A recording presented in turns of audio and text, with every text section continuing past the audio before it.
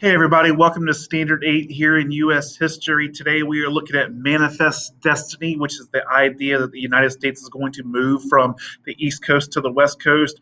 We're looking at how that manifest destiny leads to trouble as the country expands, in particular with the addition of slave states and free states into the country, and how all of this is going to lead to the Civil War. So let's start with this image that you see on the screen. The first thing that jumps out to me is this angel in the middle. Angel represents God's will. Manifest destiny, if you recall, is the idea that it's God's will for us to go from the East Coast over to the West Coast, for the United States to occupy all of North America. And that's exactly what this image is showing us. The angel representing God's will. Well, what else do we see in the image? Take a look at the right-hand side of the image. That represents the East Coast. The left-hand side of the image represents the West Coast. Moving from east to west, you see the angel. Not only her do you see locomotives, railroads moving from east to west. I see stagecoaches, wagons moving from east to west. I see farming expanding from east to west down at the bottom. I see these American Indians running from east to west. They're being chased, forced out of their homes. I see buffalo moving from east to west as well. What else do we see on the right-hand side of the image, the eastern side of the image? I see sunshine, bright skies on the eastern side of the country. On the western side of the country, I see dark clouds, dark, stormy clouds. This implies that as we move, God's will, manifest destiny, following the angel from the east to the west, we're going to run into dark and stormy times. And that's exactly what happens as the country grows and we fulfill our manifest destiny from the east to the west. This map is showing you three different sections of the country: the northern section, the southern section, the western section. The northern section, if you recall, is anti-slavery. There's no slavery happening up in the northern states of the country.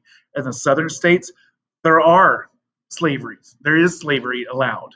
You have slave states in the south, free states in the north, and as we expand west, fulfilling manifest destiny, the question is, are these states going to become free states, or are they going to become slave states?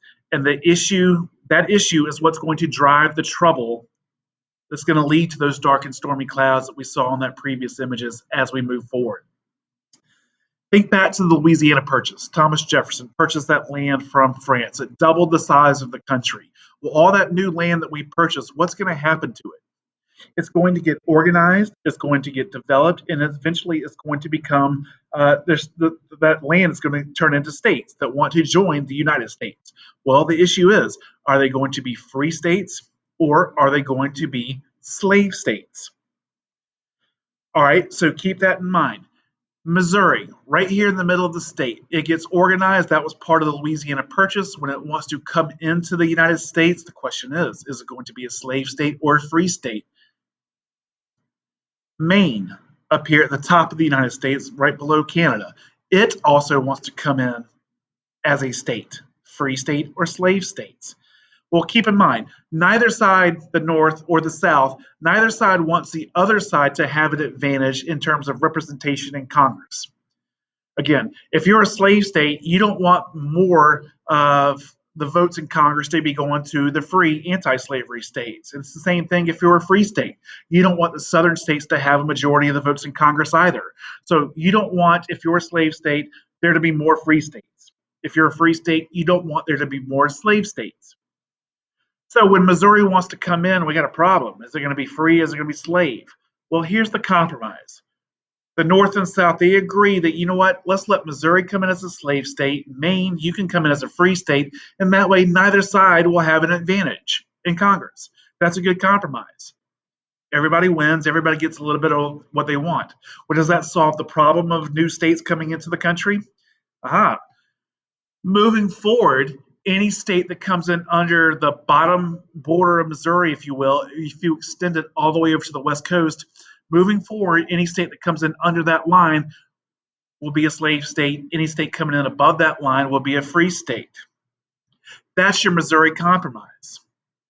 So again, to review, after the Louisiana Purchase, What about new states as they come in? Are they going to be slave state or free state? Missouri was a great example of that. So we've got to keep the balance between slave states and free states. The Missouri Compromise is a great way to do that.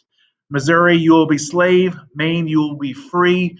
That way we keep a balance moving forward. Any state coming in below this line will be slave. Any state coming in above this line will be free. That's your Missouri Compromise, and that's what they used to try to solve the issue of slavery in this new territory in the West as we fulfilled Manifest Destiny.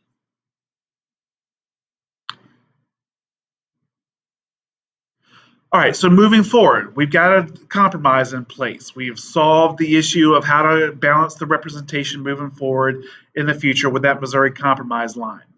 It's not always going to be that easy.